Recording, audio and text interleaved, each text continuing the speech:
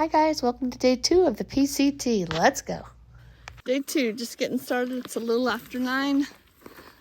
Woke up at 7, then fell back to sleep. And, oops, let me double check, make sure I didn't forget anything. Back at camp. Yeah, no. Just have right over the hill to go to get water. So I'll stop there.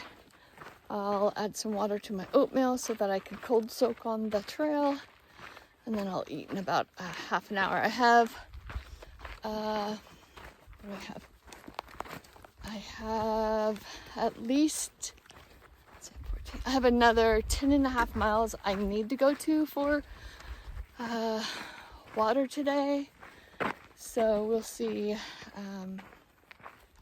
We'll see how I do. I might stop shortly after that. I'm not sure, but I can sure tell you that this morning when I woke up, I was like, oh my God, do I hurt? But been able to stick it out. Let me pause and turn this around so you can see what we're going down into, or me. There's no we're. Just remember that on this trip, I'll probably say we, and it's me the whole time. So anyway, let me turn it around. Okay, I'm dropping down in this canyon. Let me tell you, already this morning, like I said, it's 9 o'clock. I might have said 10 earlier, but it's 9 o'clock in the morning, and just being in the shade, wow, what a difference. Oh my gosh. Ugh. Definitely watching where I'm going down these hills. I've got water in one hand and of course the camera in the other. I can definitely tell did not drink enough water. I did not, this is a TMI moment, but I did not urinate until this morning. So all day yesterday I went without doing that, and then this morning, so I can tell like my mouth is already dry. Down here at this water source, I'm going to load up on water, chug it, and then fill my water bottle up with some electrolytes and chug that too. So otherwise I'm going to be in a serious problem, I can tell already, with the way the heat's going today. So I am excited. So, I was over on the far ridge there last night. Definitely very hot today, but welcome to day 2 of the Pacific Crest Trail. My journey walking from Mexico to Canada. It's gonna be a long one.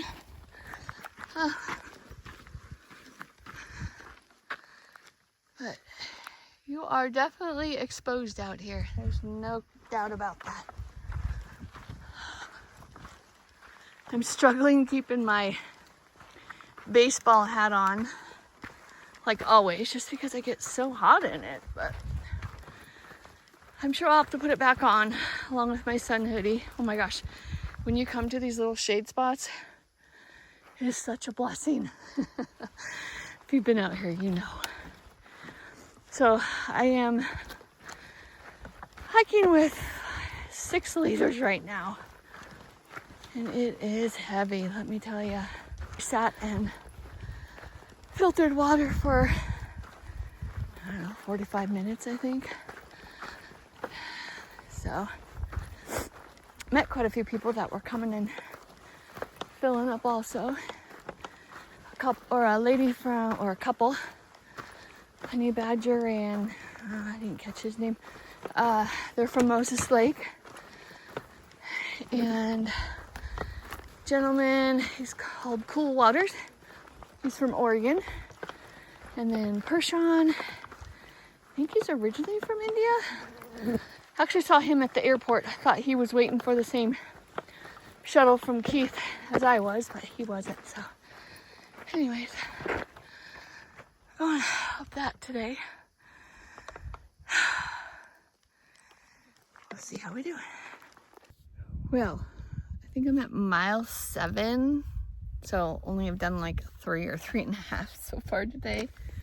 My water break was about an hour, and then it is so hot. I'm underneath this, oops, darn it. So here's my little view here. You can see all that out there. Taking my first little, I haven't fallen asleep, but taking some shade underneath this tree and eating a little bit of breakfast slash lunch, because coming up the trail I was getting a headache, and I haven't eaten anything all day, so I knew I need to get some calories. So I'm gonna have a little bit more sweet potatoes also, get a little bit of that in my system. And I am now, let's see, 2.5 liters of water. 1, 2. I've got 3 left, which actually is not a good thing, because I don't really want to have to go to mile 14. So that would mean I've got quite a few left today. So I'm gonna have to reserve some water. It's a good thing I didn't have coffee this morning. Good afternoon. It is a little after 1 o'clock. I just got done stopping for a little rest in some shade, which is so nice to find out here, let me tell you. And anybody that's thinking of doing the Pacific Crest Trail, when they say it's hot, don't underestimate. I don't typically drink a ton of water, and I started off this morning with 5.5 liters, which, if you didn't know, a liter of water is 2 pounds. So that's an extra 10.5 pounds for me, and I'm feeling it, let me tell you. But I am down to not 10 liters. See, my brain's not even working.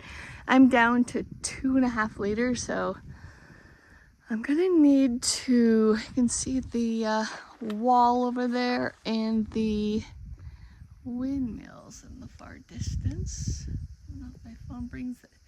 You can see that on there or not. I'll see if I can get a better picture, but yeah, it's just, this is what the terrain is like. And you know, it, like from the trails and stuff that I hike in Washington, like I really thought like, oh, there'll be no big deal. I can't even talk, but it'd be no big deal. And I'm obviously getting through it, and it's partly because my pack is so heavy, but it really is not a joke. So I'm trying to get to, I don't know, I think today I definitely want to go. My next water source isn't for probably another 6 to 8 miles. I'm not positive on that. I mean, I know exactly the mile marker it's at, but I don't know. We'll see. We'll see how far I go, and it, because of the water situation, it might force me into hiking some more miles today. So we'll see. But I just fueled my body with some food, and hopefully that'll help me feel better and drink some electrolytes. So hopefully that'll cure my headache that I have going on. So, oh, yikes.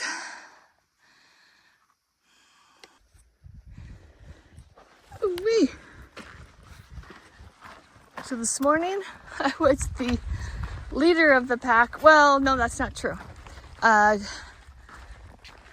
people that I started with, oh, there's a great camp spot.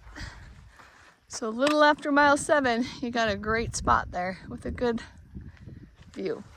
But, so I started with, oh my gosh, I'm going to have a hard time trying 3 to miles. people's names that I come across, especially since probably 90% of them will be passing me.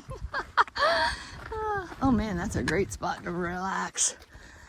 You know, when you're out here, let me tell you, your view on, like, you're constantly looking for a great spot to to find shade. You come across, you're like, oh, that's not too bad. That's not too bad. Okay, that works. But I find that I'm any bit of shade, like just this right here, from that tree, that little tree. Oh my God, that's such a blessing. It take the heat off just a little bit. So I don't think I've come across any poodle dog brush, you know, like what I've seen off to the side of the trail. I asked Cool Waters, that's another trail name. So you're gonna hear all these trail names throughout this 5 to 6 month journey of mine. And 90% of the time, people don't give their real names. It's trail names that they've earned on trail for various reasons. And I won't be surprised if I get something like Late Start or something. Who knows? But, so I was hiking with him for a while. And I found myself that I was trying to keep up. And so and I was getting that headache and just not feeling right. So I told myself, all right, you gotta not do that. You gotta just allow yourself to hike at your own pace and not try to keep up with anybody else. Even though he's older, but he's definitely in better shape than I am. Having that almost 2 months off, trying to heal my back and my legs.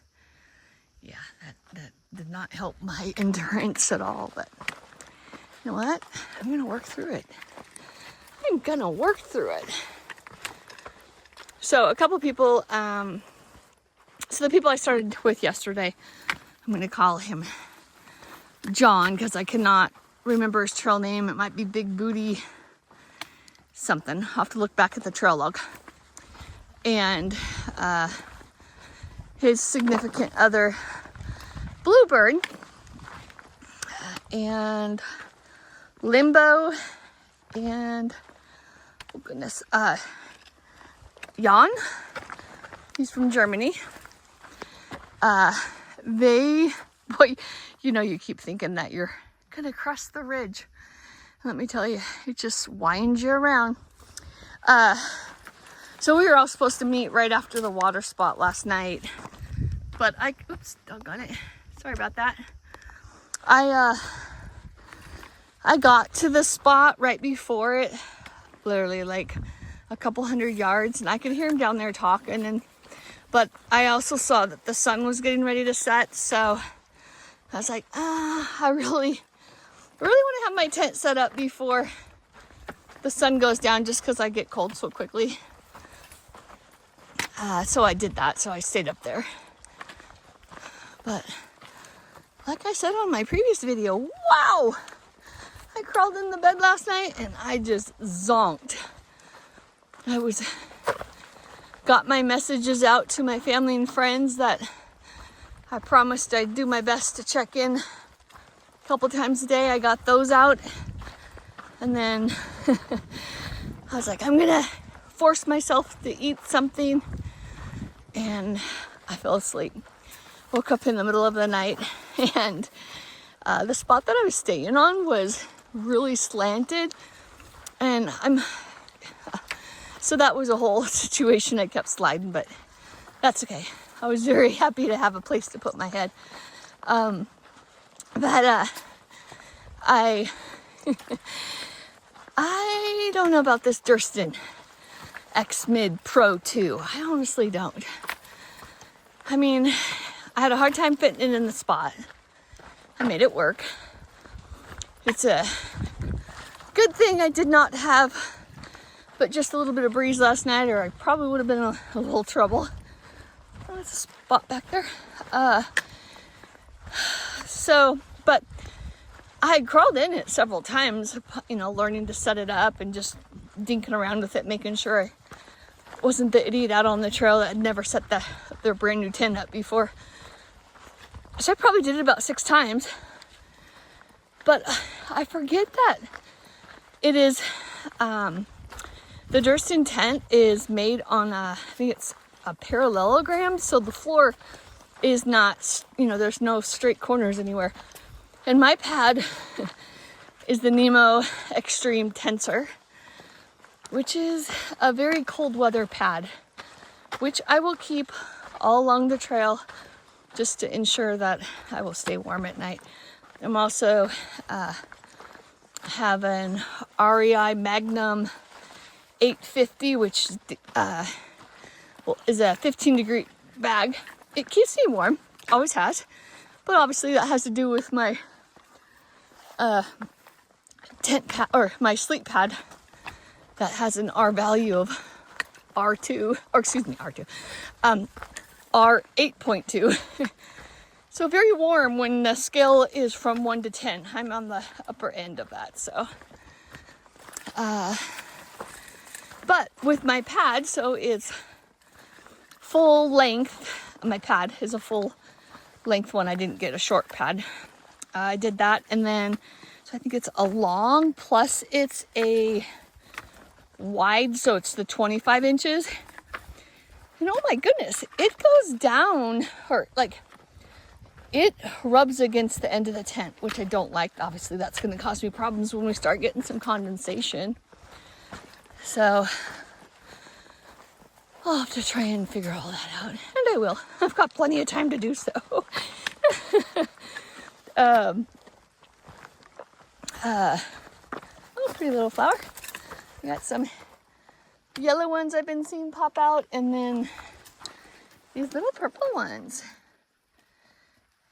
And I saw a pink one somewhere, but yeah, so that was a little frustrating to know that about my pad touching. So it was, I had to finagle my backpack inside my tent a lot. Typically I'll just put it, at the end of my bed and put like my feet up over it on my pad. And it works out great in my Big Agnes Copper Spur UL2. Absolutely love that tent. I really wish they would find a way to cut down the weight even more with it. Because, I have been through some serious storms, wind, rain, a little bit of snow, not much, with that tent. And it has held up. And yeah, I love the pockets in it, the ability to, what was that? I don't know. The ability to, like, put your sweaty clothes up in the mesh compartment so it dries. The Durston X-Mid only has 2 really small ones. And so, like, last night, when I was getting ready for bed, I, put my stinky, sweaty socks in the one, and then the other one, I put, like, my glasses, because when I take my contacts out, I cannot see. So I put my glasses and a few other, like, important things, my meds that I take early in the morning, right where I know that they'll be. And then I was trying to put everything else around that. So definitely not as much room. I kind of thought it did with the measurements, but it is not. So a little bit disappointed. I'm not sure if I'm gonna, like, continue to carry this tent. I'll end up selling it. If not, the resale value is really good. So we'll see. Might be asking David to send me that my copper spur. So, and the one thing that's great about that one, the copper spur, is that, a little bit of a downhill here, is that it is double walled. It has the top of it, if you don't put the rain fly on, it's all mesh, so it could sleep out when it gets hotter. I doubt that will happen though. I've never done that on any hot hikes in Washington. I just feel like an animal's gonna be sitting there staring at me through it or something, and I'll wake up and see it. Oh, there goes another lizard. That's lizard number 5 today. Yesterday in the first 2 miles, I saw 3 snakes. And by the time I was done with the 4, I saw 8 lizards. So, got to keep track while you're out here, because I got to keep my mind busy.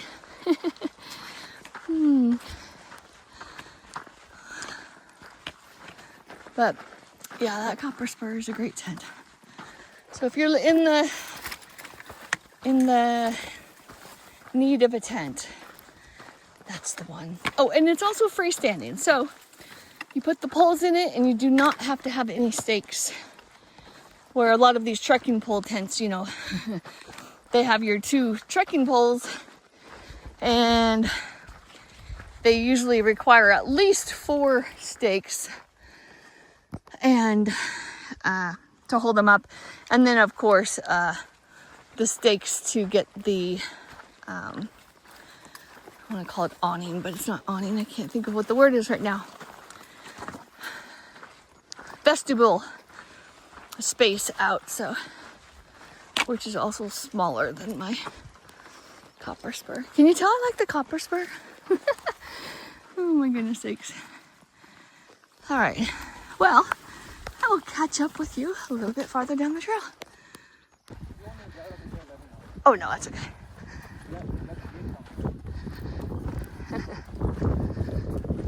So it's a little after 5, stopped for about an hour and a half to take a little break to let the afternoon sun go down a little bit or less intensify.